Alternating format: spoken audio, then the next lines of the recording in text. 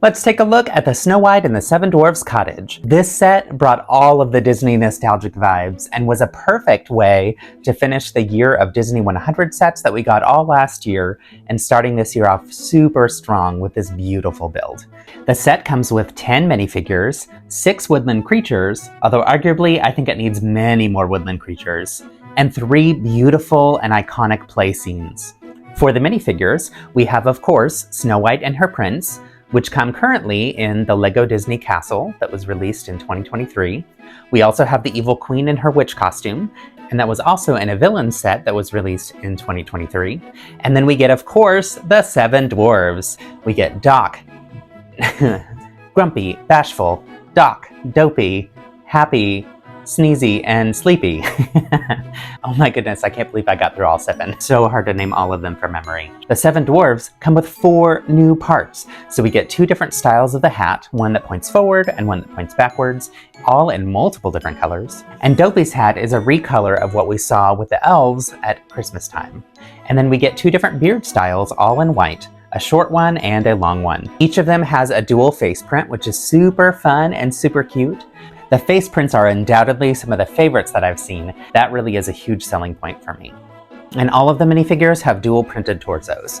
The prince has printed legs, Snow White and the Evil Queen both have printed dresses on the front side, and Snow White's arms are also dual printed, which is super fun too.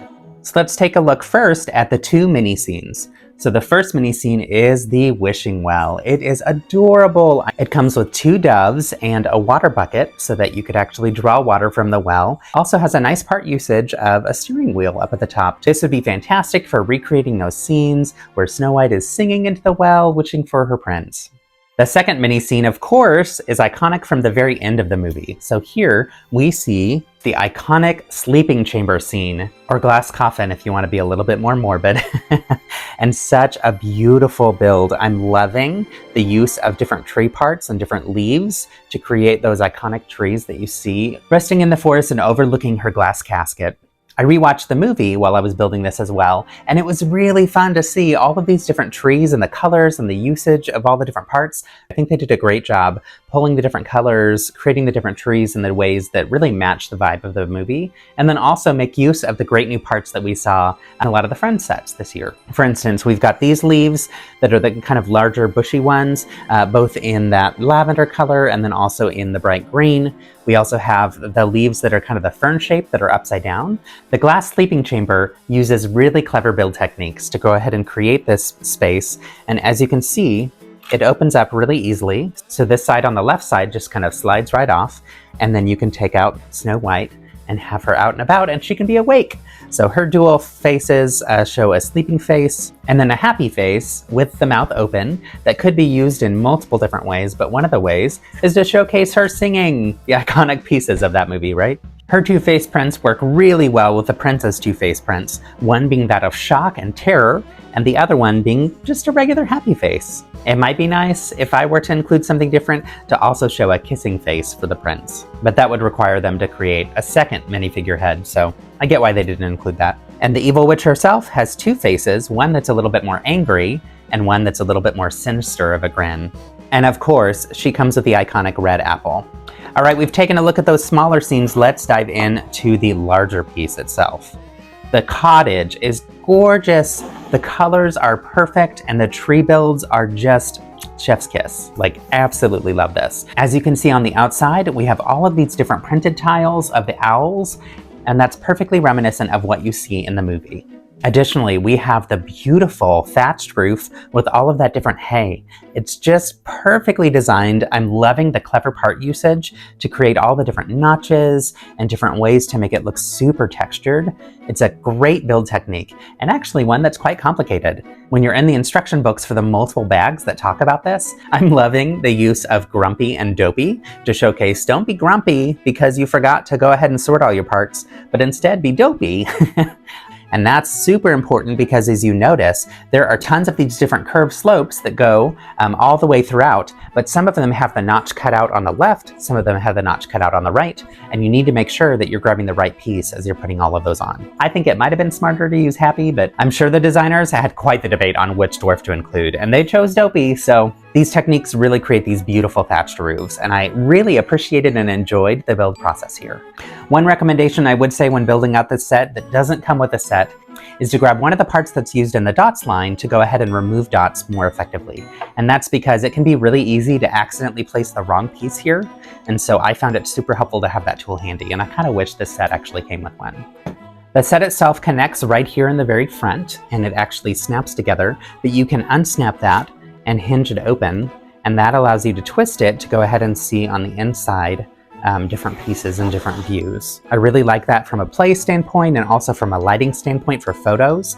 Great way for minifigure photographers to be able to include different lighting techniques in order to capture really brilliant and beautiful scenes. Additionally, on the roof, the left side of the roof comes completely off, and it's not even attached in any way with studs. Instead, we see this dark tan plate, and the dark tan plate rests on this light tan panel.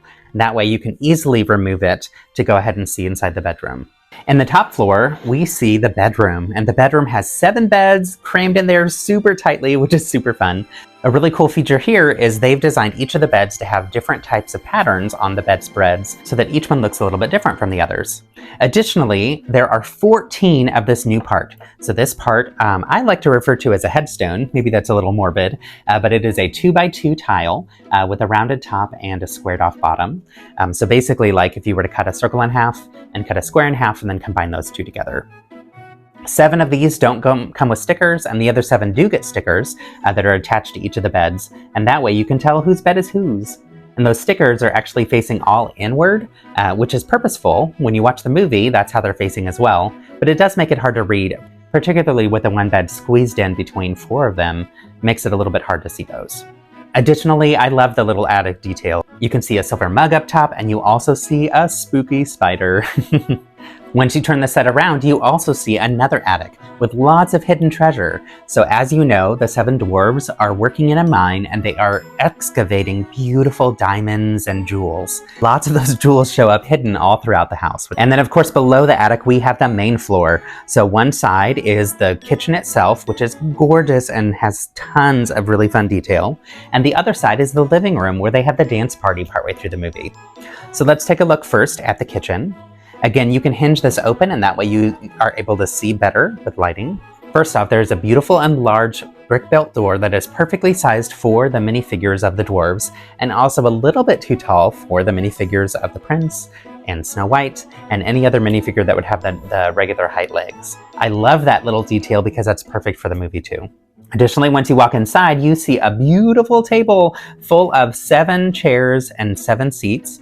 I love the brick-built chairs, and I love how they use this heart piece. So this heart piece is in dark orange. We have seen that in dark orange in other sets before, but it's fun to get a number of those in this set too. Additionally, lots of bowls, lots of cups as well, and the cups are in that dark orange color too, which to my knowledge only comes in one of the CMF lines. The collectible minifigures from last January included a Potter, and she had that cup in that color too. We also get a broom, and there's a stocking at the fire, drying by the fire, which is fun. And of course, there's a light brick that's hidden really well, but creates a lot of light and space. And there you can see they are using the fire to cook their dinner. Now let's take a look at the other side, the living room. This room has my favorite element in here, this brick-built pipe organ that has fantastic stickers showing the rabbits and the squirrel on the side. Given the size of this and the scale of this, I think they did a really good job translating the animal type prints from the pipe organ into just regular studs of different colors.